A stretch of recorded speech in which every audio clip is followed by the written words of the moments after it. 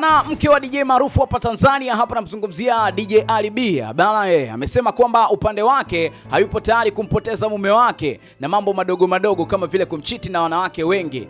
Bana, pia amedai ya kwamba akisikia leo hii Ali B amepata mtoto wa nje ya ndoa, bado hatoweza kuondoka wala hatoweza kumwacha, kwani yeye ndio mwanamke pekee ambaye anaheshimiwa kuliko wanawake wote wa nje. Bana, aliweza kusema maneno haya: hata kama nikisikia mume wangu ana wanawake wengine nje anatarajia kupata mtoto, bado sitakubali hata kidogo kumpoteza mume wangu, kwani mimi ndio mwanamke niliyepewa heshima kubwa ya kuwa mke tofauti na hawa wa nje. Pia anatambua wanaume wameumbwa na matamanio. Amefunguka hayo Mama Simba. So huo ndo mtazamo ambao mke wa Ali B aliweza kuutoa baada ya kuonekana kabisa kuna chokochoko na maneno ambayo yanaendelea kwenye mitandao ya kijamii kwamba Ali B sometimes kama vile hajatulia, lakini pia baadhi ya watu wakiendelea kumletea maneno ambayo yanaweza akachonganisha ndoa yao. So kwa kweli, kama mdau burudani, uko na mtazamo gani? Make sure tukomba drop comment yako kwenye uwanja comment hapo. Unaweza kuniita Scoff Msero this one Tanzania risi ngozi fulani hivi nyeusi. Subscribe kwa taarifa kadha kutoka ndani na nje ya mipaka Tanzania.